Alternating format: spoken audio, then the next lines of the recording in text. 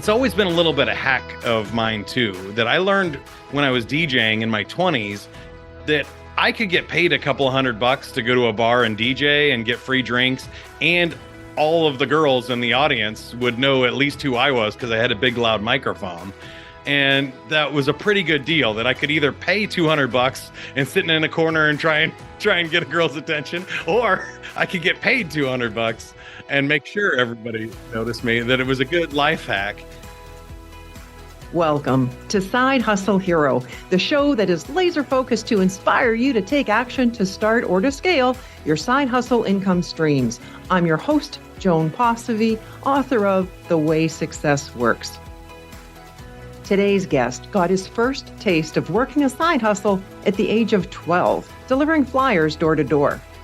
As he went through school, Mike Montague got paid to build websites, perform as a DJ, and host an internet radio show.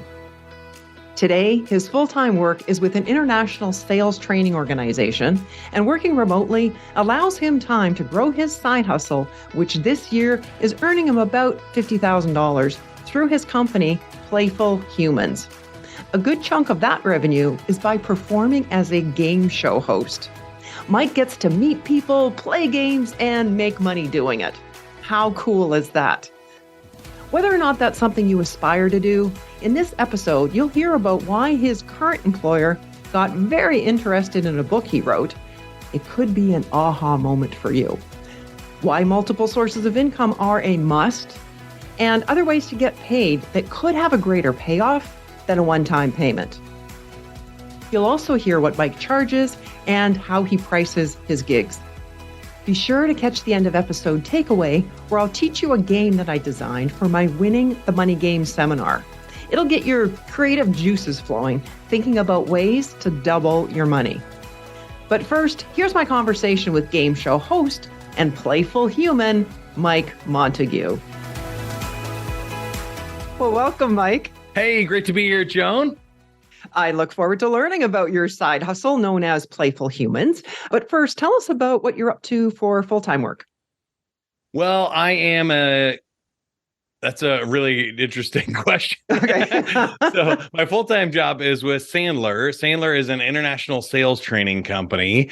And for them, I do a little bit of public speaking and sales training, but I mostly do stuff for show, like content creation for blogs, for podcasts, for big webinars, and host virtual events.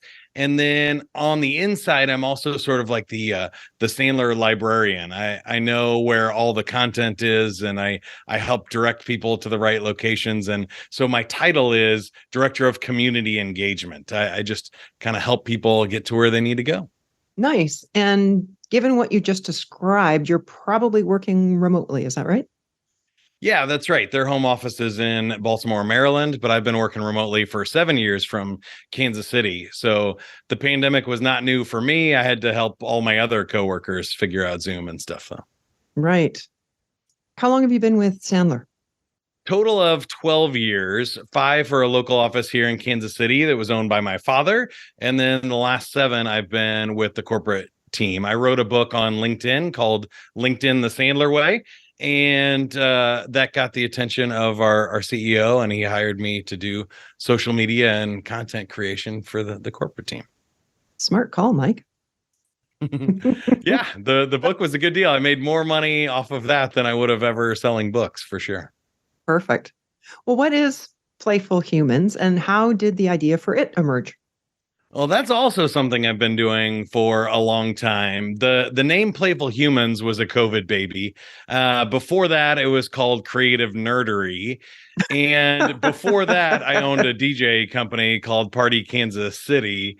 And before that, it was an internet radio station and a podcast. So, oh, is that all? Okay. Let you decide where to start. But Playful Humans itself is specifically around a community of reminding adults to rediscover the power of play. The kind of what I found, especially in the pandemic, was that we talk about creativity a lot, or we talk about engagement at work and happy teams and teamwork and good communications and culture. But I find that stuff really hard to define. And so when I was looking into it and doing more research, I kind of found the word playful makes sense to me. If we're approaching stuff in a playful mindset, then we're bringing all of those other things with us. We communicate with people. We invite everybody to the playground or the sandbox. We figure out things along the way and experiment and try and fail and adapt. And so it really solidified there into something that kind of took off on its own, and something that I wanted to pursue passionately as my kind of full-time side hustle, because I've always had multiple side hustles as well. When you think back, when did your first side hustle come about? I think it's my dad instilled that. He was very entrepreneurial. And so when we were 12, we started delivering flyers for a real estate agent around the neighborhood, and would just get cash. I think it was like, I don't know, 5 cents per 1,000 or something we delivered. I remember that. Yeah. Yeah. So that was kind of the first official side hustle. The first job was being an umpire for the Little League teams around when I was about 15 or 16. And so I kind of learned that those are also kind of like gig jobs. So you only had to work as an umpire when there were games. Mm-hmm. So it was easy for me to do something else while I was doing that on nights and weekends. So in college, I kind of started doing the same thing. I started building websites for people. And that led to a lot of interesting kind of side hustles, because it wasn't really a full-time job. So it was kind of more freelance and gig work. Right. And I didn't want to be a computer nerd and be stuck behind a computer all day. I wanted to be cool and be on the radio. So I did not know that job is also sitting in a room by yourself behind a computer all day, but it pays a quarter of what computer programmers make. So when I was on the radio, I had to make websites on the side. And when I was making websites on the side, as a full-time job, I was DJing on the side. And those kind of always shifted and melded together. And so when I left radio officially, I started an internet radio station called Party Kansas City, and that did really well. It got up to like 30,000 listeners a month. Nice. And I sold that off because it became too expensive for the music rights for the amount of advertising I could do it. So I sold that to somebody that could do that better, but I kept doing websites on the side. So I've designed over 200 websites, had a lot of internet marketing and social media clients and stuff when I was doing the sales training, and still kind of dabbled a little bit on the side with the entertainment. Like I would still do keynote speeches or talk about my LinkedIn book or other social media speaking income on the side. And that was kind of the side hustle, was always performing of some variety or another. Well, it sounded like you started with the websites a little while back too. So I would imagine as you were creating the websites for people, then they would also say, well, Mike, could you also do this for us or that for us? Or yeah, that was really good side hustle money. Especially, you mentioned I started designing in high school, which is not impressive now, but in the 90s, that was very impressive. There weren't a whole lot of people. So I was making $50 an hour freelancing when I was like 19, 20 years old. And all of those things, you have to kind of learn how to make images and use Photoshop to build a website. So then if you have Photoshop skills, people want you to put together a slideshow for their, family funeral or wedding or sports team. And so I would make, $500 just putting some pictures together into a video or something else. And it was always seemed really easy to just kind of pick up money along the way. And so I never really stopped. I never really had less than 2 jobs my whole adult life. Did your father work full time and you guys did the flyer thing, say, for example, on the side, or was he always this multiple gig person too?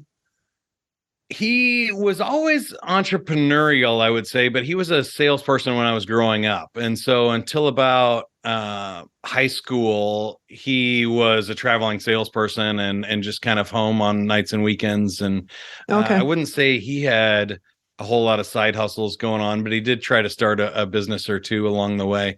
But then he got into Sandler as a sales trainer, and that became his full-time thing in 94. And that's really where he started meeting other entrepreneurs. So he's helping them develop and grow their sales teams and their businesses. And so he would run across cool ideas or opportunities for us.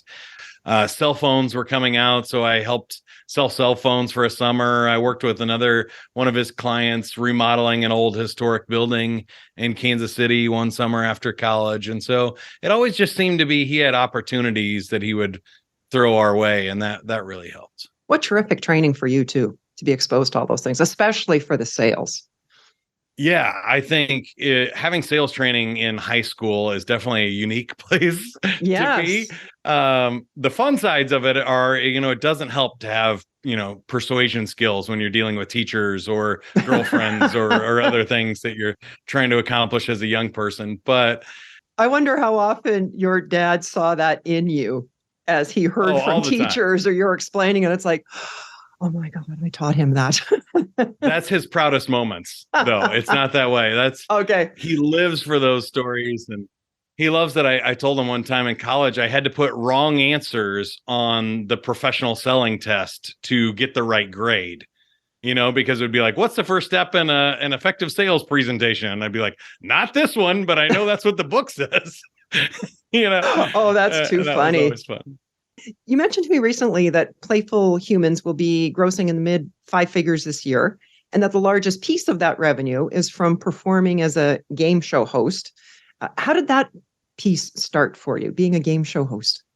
It was during the pandemic. I mentioned I was a DJ, so I was pretty successful DJ. I got to open for Billy Idol and Frankie Valli and Toby Keith's Bar and Grill and casinos and big companies around Kansas City, a ton of weddings and stuff, lots and lots of karaoke shows. But as I got married, and into my 30s, I kind of felt like there's no cool 40-year-old dudes, married dudes in the clubs at 1:00 in the morning.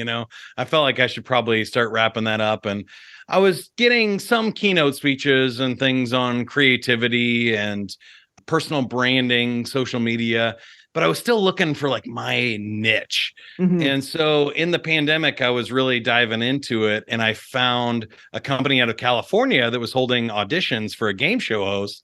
And I was like, well, I have to do that. And I got a job at the end of 2020 hosting game shows for companies like Google and Facebook and Qualcomm and all these huge California companies that they had contracts. Isn't that fun? And obviously, that was virtual. Yeah, all virtual events in 2020 and from Kansas City. And they had been doing it live before the pandemic and stuff. So it was a pivot for them. But I was like, I didn't know this was a thing. I had no idea you could make money this way. And they just so happened to be opening a location in Kansas City for a place called Game Show Battle Rooms. And they have a live theater set up there with big props where you can spin the big wheel or drop those pucks that go plink, plink, plink all the way to the bottom. And I thought, this is amazing. So I auditioned for that place as well and got that job. And I kind of learned to create my own team building experience. So that's where Playful Humans kind of morphed into a lot of different team building and team connecting stuff. Because if people can't go to the room or they don't really want a game show, they want more like discussion between their teams, or they wanted maybe a corporate field day, or they wanted to incorporate their questions into Jeopardy or into Family Feud. And so they want their questions to be about their leadership team or their corporate brand, that there was places for me to make money by writing questions and creating workshops for people. And it's been so much fun. Oh, that is so cool. And like you said, you didn't even know you could make money at it. Because you're really being paid to play.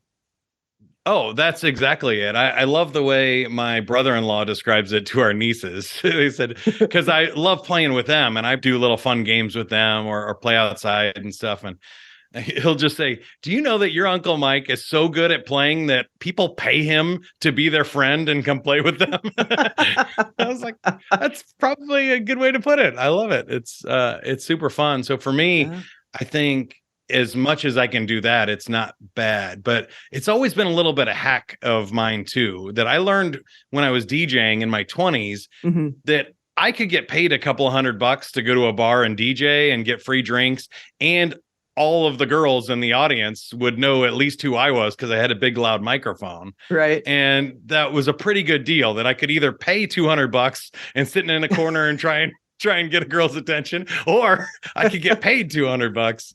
I love the observation. Sure everybody noticed me, that it was a good life hack. And I feel the same way now, right? Especially during the pandemic, I was like, I need to do something for my mental health. So now I get to go play games, have fun, meet people, and make some money, get paid to do it. That's a pretty good deal. Do you find yourself then working with a combination of those companies still hiring you and you're their game show host, as well as creating your own gigs around it? Or are they all yours now? No, it's both, a mix of both. So I still work for the local Kansas City company, and I fill in for other people that need MCs or any type of virtual event connection. A lot of people just see that I do this. I also have a podcast called Playful Humans where I interview other people who play for a living. And so enough people now, I feel like, know that I do random stuff that they'll say, hey, we have an event coming up. We need somebody to do an energizer in the middle of our sales kickoff, or we need somebody we want to host a team building event because our team just, hit their annual goal or something, and they'll reach out to us. And it's been really fun to see the different types of activities. And I'm the kind of person that likes novelty. So if I have to do the same show over and over again, it's not as fun as making up something new or finding a new way to connect with people. Have you found in some of those audiences, especially the corporate ones, that start off with the kind of not the greatest attitude towards it? Kind of like, seriously, dude? Like, and is there a way that you kind of bring them into the fold, or?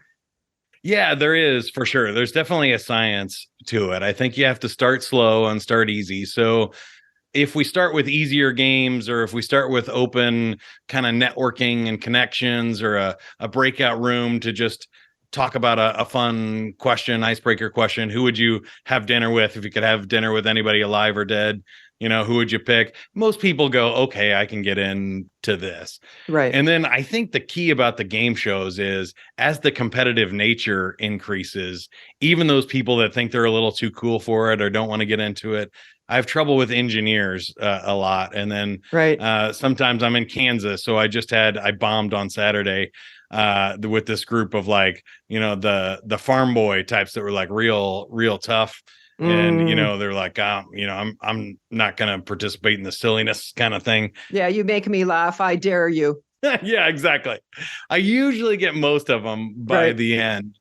And I would imagine you're also doing a certain amount of pre-event interviews or conversations with people, so that you've got a pretty good idea of what you're walking into. I do like to know what I'm getting into, at least like how many people, what ages are they, so I can kind of pick music and read the room a little bit, pick questions or games that I think will be relevant. If I know it's like 100 engineers and they're all, in their 50s or something, I'm going to do it differently than I know it's, I'm speaking tomorrow at a local community college, and, it's 50 community college kids that'll maybe be a little self-conscious about themselves, but they'll be more willing to do physical activities or have fun. And you can really read that room pretty quick. But I have a big bag of tricks these days. I was just going to say, that's years of doing it that you find out firsthand what works, what doesn't work.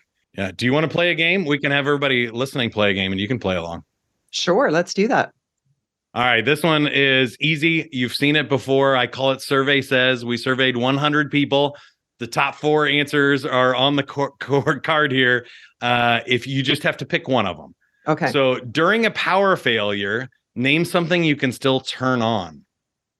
What can you still turn on when the electricity goes out during a power failure? A generator. The generator is great. That is the number 5 answer. Flashlight, radio, water, and spouse were on the list of the top 5 answers. So always gets a good laugh and a good start. But things like that. Just when you encourage it, there's really not any wrong answers to some games too, which I think people get worried about winning or losing. But I found in the team connecting, games that are infinite games that don't have an end, like Jenga, is really fun because your goal in Jenga is to pull the block out without knocking the tower over. Right. So really your goal is not to win the game. Your goal is just to not lose the game. Right. And that makes it a lot different. So you can play category games or other types of improv story things where you're adding on to stories. And people can get into those games a lot easier too, because they're not trying to figure out how to beat their teammate. They're trying to learn how to connect or to keep the story going. And I find those energies are a lot different. Yes. Oh, and that's fun. Well, and I was going to ask you what type of games that you play. So that was obviously a good example. And you mentioned Jeopardy. I had the software for that on my laptop. And when I was doing a full day presentation, I would get out the Jeopardy game when everybody came back from lunch. And of course, the questions were all the content that I covered in the morning. Yeah, it's perfect. It was a great way to review, and people were really energetic and into it. And like you said, that competitive edge started to come into play there. I love, like, yeah, if you do want them competitive and energetic, then I go with like small prizes. And you'd be surprised what people will do for a free t-shirt. I mean, a t-shirt is like gold in any type of big event, but even in small ones, you know, it might be a small gift card or fake money, or I have Lego figures where, you know, you can design yourself in a Lego figure or something. And those prizes are cheap, but people love them. And it's so much fun. And that'll really get people into it, especially if you put something on the line. Yeah, because you're always going to have competitive people in the group somewhere. Yeah, somebody will get going. You just need to make sure you spread them out. As long as they're not all on one team, you're okay.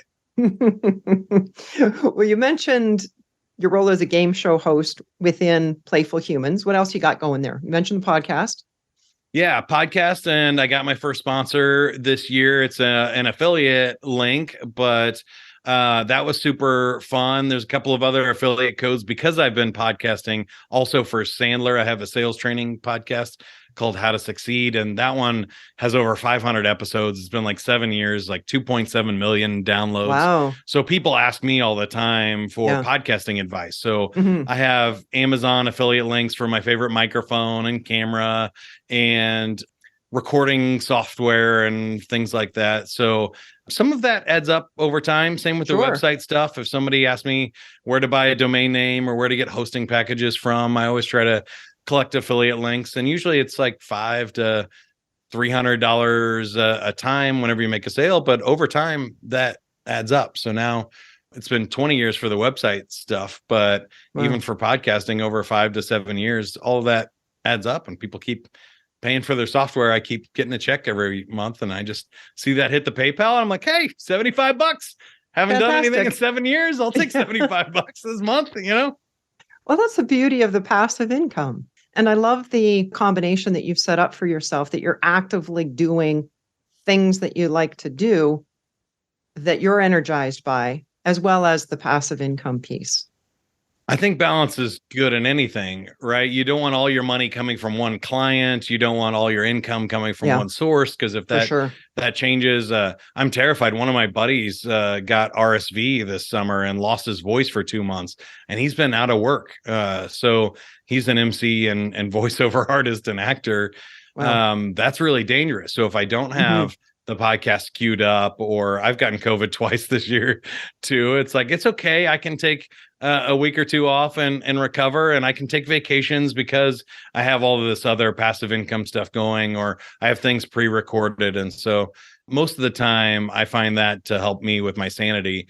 And then also, like you said, I try to get paid for the stuff that I really love doing, and the rest of it I'll try to automate or outsource to somebody else with affiliate agreements, or even just commissions for referral commissions. To now that I don't do websites, I pass off websites to another company that'll pay me a commission on the leads and stuff. And that's way better. I don't have to do any of the work, and the check's smaller, but you know, it's just an introduction at that point. So it's awesome. But that's a great example, too, of self-awareness, recognizing what you really love to do, and then letting go of the other stuff, or contracting it out, or passing it along like you're doing. Yeah, I was also going to mention one more thing on this podcast, which is I price my events with the PIA Factor. I don't know how I should be. That's pain in the ass. So if I can do it virtually and it's free, it's easy, and they love what I do, like they're not asking me anything. They just say, hey, you just show up on the 2nd at 1:00 and you do the thing for 100 people. We don't care what you do. We trust you. We love you. Hey, no problem. I'll do that one cheap and easy. If they say, we want you to fly to Chicago at 5 a.m. and then to, Dallas at 3 p.m. and then be over here the next day. And we want you to write custom questions for all these game shows. And I had one client ask me to rehearse the show for the decision makers. So I had to do the whole hour for 4 people who were not playing the games, and awkwardly audition in an hour-long audition to do the show for their team. And I guess, I get it. They want to be safe. It was a big corporation and they want to make sure it's all approved. And I'm not going to say anything inappropriate, but that is a huge pain for me. And I basically have to charge them for 2 shows then. Because I'm doing one the audition and one is the live show. So they're getting charged twice as much. They were happy to pay it. But I think those are interesting. And certainly for anybody with a side hustle, my live time is much more valuable than anything I can pre-record or anything that I can do virtually. If I'm showing up face-to-face live, I want to make sure I'm making the highest hourly rate. Sure. That. And what do you charge? I think you had some figures up on your website, but what do you charge for game show hosting? Yeah, it's somewhere around $75 a person or $750 an hour. It varies a lot depending on what people want. So a full day live in person then becomes $7,500 because they're taking that whole 10-hour day. I can't do other game shows while I'm there. So virtual stuff about $750 an hour, live stuff about $7,500 for the day. And sometimes it makes sense to charge per person if they, have 1,000 people or if they have 2 people. It's like, okay, well, I'm not going to get 7,500 people or dollars for 2 people. But if it's a fun thing or it's the right audience, I'm doing one next week for a cool company that is all HR leaders. So all of them could hire me again. Yes. I'll charge less per person for that because I'm guarantee I'll get at least one other show out of that. That'll be at the $750 or $7,000 rate. Right. And I would imagine that maybe not so much now, but earlier on in your career, I'm just thinking of promotional tips for other people. If they know that they've got an opportunity to be in front of an audience that is just so well suited to them like that, where you've got a large number of people that could potentially hire you, then you could see doing it for no cost or low cost. I have 2 thoughts there. One, as a performer, I would do this for free anyway. So when I was DJing and people ask for a charity event or whatever, I want the referrals, and I'm really, if it's going to be fun for me, I'm willing to do a lot more than if it's not going to be fun. But I also want those practices. So sometimes on small groups, there's a great local group here in Kansas City called Sales Professionals USA. And they don't pay anything, but they are the nicest audience. They laugh at every joke. They love everything I've ever done. I've performed there 12 times as a practice for other events. So when I have a big one coming up, I can call them up and be like, hey, do you guys need a speaker on Friday? Because I need to practice this new speech, or I need to do see how this new game show timing and stuff works out. And it's a great place to learn and practice. The second thing I would say is there are more than one ways to get paid than in money. So if I'm going to get paid from referrals, like with that HR professionals group, or if I get paid in recommendations and reviews, or if they're going to videotape it. So the one I'm doing for the college this week, they have the college kids in the video department videoing it, and they're going to edit it up and make a nice promo video out of it for me. That's worth what I would have gotten paid. So that's worth $750 for me. It's more of a trade deal. And I think that's one of the best things about having a side hustle, especially one that you love, is, okay, I get to do something I love and barter and get something cool out of it. We've gotten some really cool things for the family. On the websites, I got a deck on our house that was worth $11,000. Trying to think, lots of good trips and money and food and all kinds of things for that it's like, if you cover the expenses, I'll go to San Diego. You don't have to pay me. You cover my wife and I's plane ticket and hotel room for the week. Right. And, perfect. I'm there. We got a free San Diego vacation out of it. And I spoke for, I think it was like 45 minutes or an hour one day. Right. And we got a nice week-long vacation out of it. It was awesome. That's a good tip too, for people to realize that the monetary compensation isn't the only way. So if there's a client that you really want to work with, but you know they don't have the budget, or they're a startup, or whatever their circumstances are, you could begin to think of what other things could we do that would be low cost or no cost to them, but would be wonderful for me. Like you just described, getting the video piece from the community, what was it? College? Yeah. Community college? Community college one. Yeah. Yeah. And I would say two things there. Number one is don't underestimate the practice. I am always somebody that would rather be busy than sitting around waiting for a client to pay my full rate.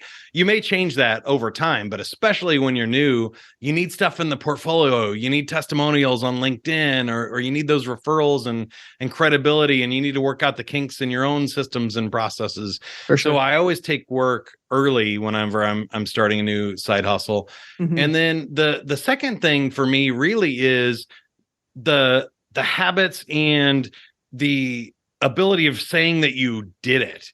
So it's more of like, for me, there's always an imposter syndrome, right? Mhm. That you're like, okay, I could say I'm a stand-up comedian, but unless I'm actually doing it, I don't feel like a stand-up comedian. And I can get this imposter syndrome of, I want to be a public speaker rather than I am a public speaker, and I just spoke this week.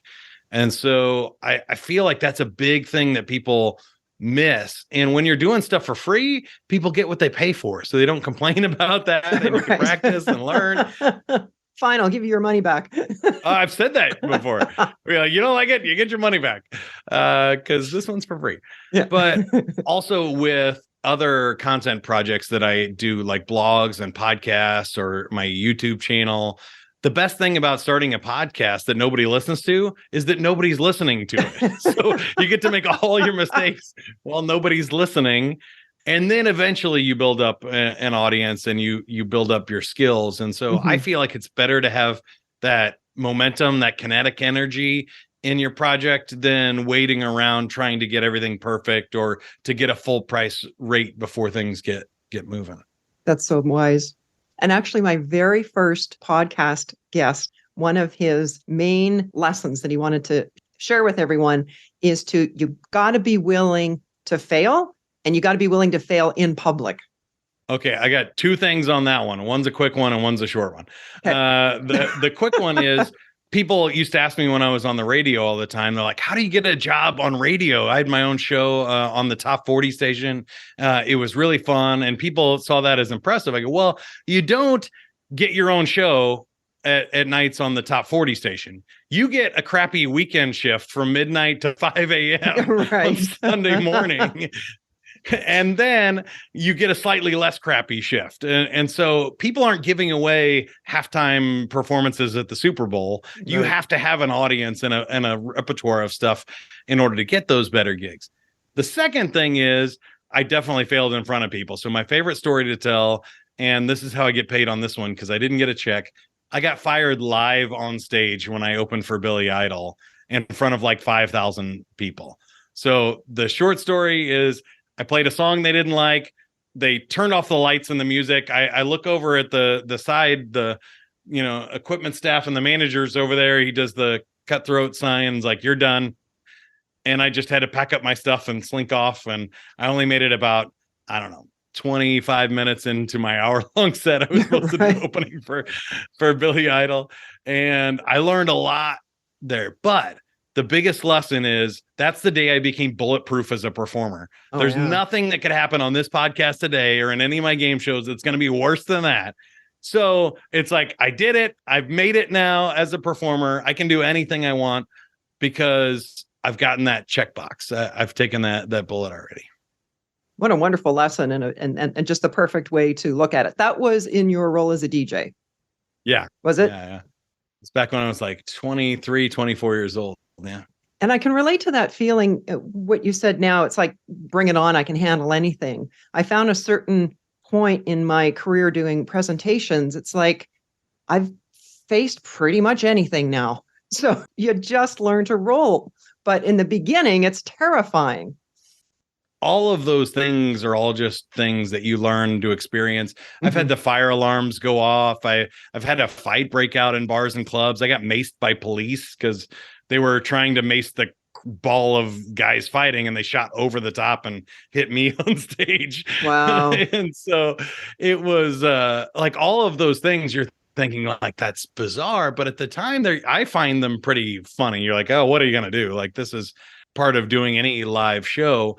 But it also, I just think, oh, that's awesome. I've just added that to something that I can overcome. And so power failures or lights or fire alarms or anything now, I feel like I don't want to, jinx it, but I feel like I can at least handle everything if I haven't seen almost everything. Right. There was a seminar that I was doing. I believe it was in Southern California, and we were just approaching the first break, but not quite there yet.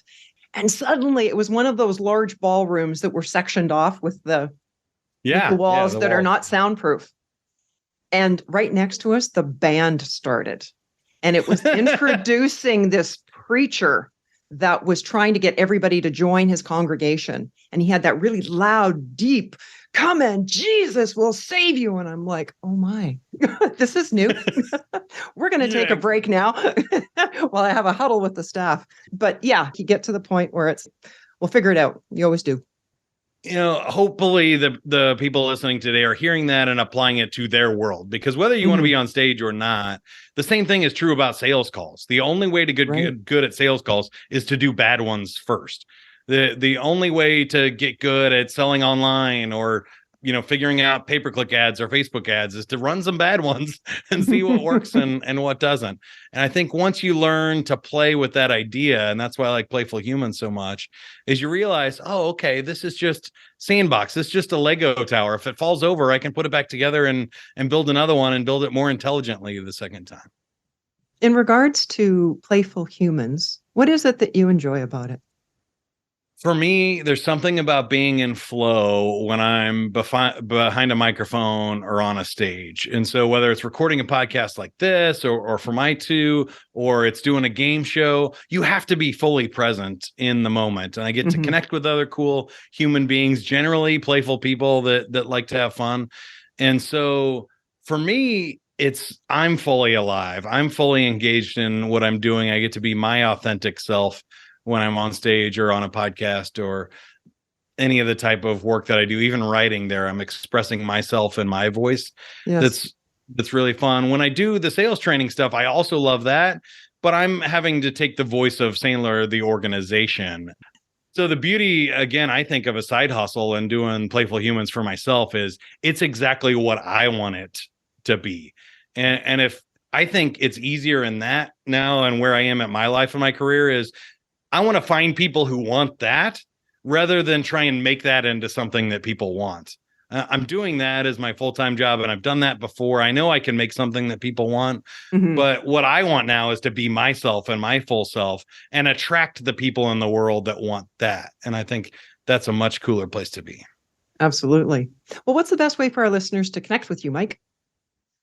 Go to playfulhumans.com. There's the playfulness quiz where I mentioned before. There's 10 different playful personalities you can check out. There's also one on burnout. See how burnout you are, whether you're well done, medium well, medium rare. Go figure that out on the quiz. And you can reach out to me on any of the social media channels or the podcasts are How to Succeed and Playful Humans. Anywhere you're watching or listening to this, you can check out those shows. Awesome. Clearly, you know about starting and growing side hustles. What's your best tip, Mike, for helping others to pursue their side hustle dream? I think it really is that get started and get that kinetic energy going of some sort of momentum. So I always say that there are two really hard buttons to push in what I do: the record button and the publish button. But if you can do those two things, if you can record or write or hit save and get something down and started and then share it with the world, those are the two hard things. If you keep doing that over and over again, good things are going to happen. You're going to get in a positive spiral and you're going to get feedback that makes it better.